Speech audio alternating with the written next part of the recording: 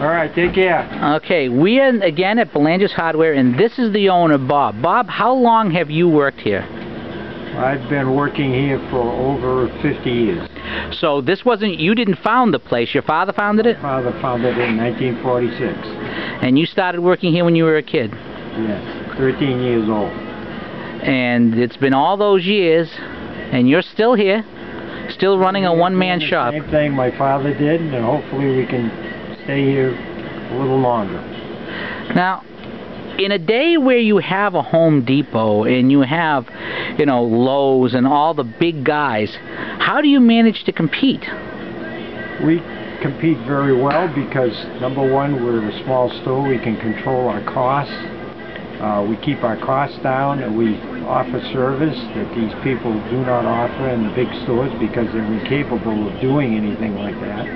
And we know our customers. We know a lot of them on a personal, first-name basis, and we give them service, as much service as we can muster. We give it to them. Big stores can't do that. They can't compete on that level because they're not set up to do that. Plus, their costs are greater than ours, and our prices are very reasonable. We keep our prices as low as possible where we can, and we're actually much lower than they are. So we can compete very successfully as long as people realize that this is available, which a lot of people don't. Now, you've been here, as I said, since 1946. In fact, Mr. Marabello, who wouldn't go on camera because he's a little camera shy, was talking about when the wars ended and such, and how everyone was reacting. So, at the time, this neighborhood was a really lively Italian neighborhood, and it's not that anymore. Is it, as you've seen Fitchburg change, has it forced you to change to some degree with it, or has it just been, you're the steady rock within Fitchburg? It's been forced us to make some changes, but not big changes. Because being small, you don't have to make as many changes as some of the bigger outfits who are, you know, have tremendous costs and the way they do things. They have to keep reinventing themselves. We don't have to reinvent ourselves.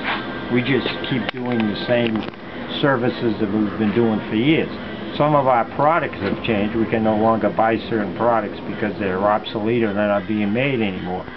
But basically, we stick to the basic product lines, and we do what we've been doing for years. And that's, you don't change a formula that's been working for so many years. You stick to what you've been doing.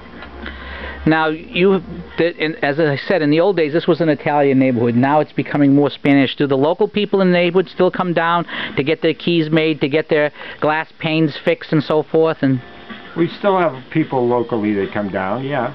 The neighborhoods have changed, like Fitchburg has changed and the world has changed. We still have local people that still come in here. We have people outside the neighborhoods that come in. And it's once they know that the services are available, like this woman I met this morning, she had never been in here before, and she said, "Oh, I'm going to buy some window shades from you," because she likes the way we do business, okay? And we have the product that she's looking for a reasonable price.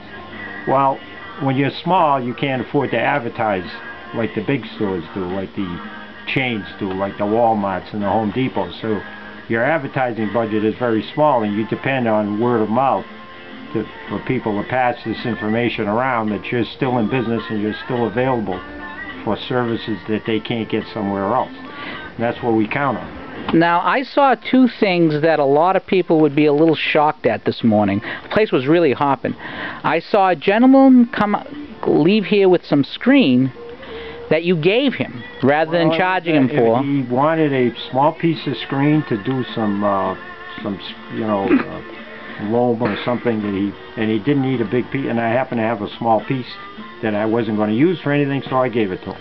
And Mr. Marabello, again, I'm going to quote him since he wasn't here, you and Mr. Marabello actually had to argue about a piece. You wanted to give it to him for nothing, and he wanted to pay you for it. Oh, I was going to have him take it home with him to make sure that it was what he wanted, because he wasn't quite sure that this may be what he wanted, but I wanted to make sure that this is what he wanted, so that he wouldn't buy something that he really didn't need. But if it wasn't what he wanted, I mean, if he brought it back, I mean, it's opened, would you still be able to sell it? And that particular product, I could take it back, yes, because we could have repackaged it. But I take it's not something you see at a store these days anymore. Well, in many places they would want to see your receipt, they would want to know this, they would want all kinds of information on it. If the package was broken, they might take it back, they might not. We happen to know this customer for many years, so we don't have any problem with that. Now, I would like to ask you about something over here, if you don't mind. Mm-hmm. As you walk into the place, you can't help but notice the sign that says Home Depot Storm Door. Yes. Now, why is this storm door because something worth noticing? Was removed from a house. One of our customers said that the door had some problems with it, so we replaced it with a new storm door. As you can see, the top of the door is kind of rotting out, and it's not supposed to do that, but because they didn't use the proper metal in the door, it caused it to turn this way. So we replaced it with a quality storm door, and that's why I left this door here, to show that some of the products in some of these chain stores are not the best quality, and you pay top price for them. Now, is it because of like supplier price points that they say, I want to get this at this price, so you have to supply it at that price? No, we don't necessarily have to compete on price. The customer is more interested in a quality, but our prices are still competitive with the chain stores in that respect. But this customer wanted a quality door. He didn't want a door that would do the same thing as this particular door did.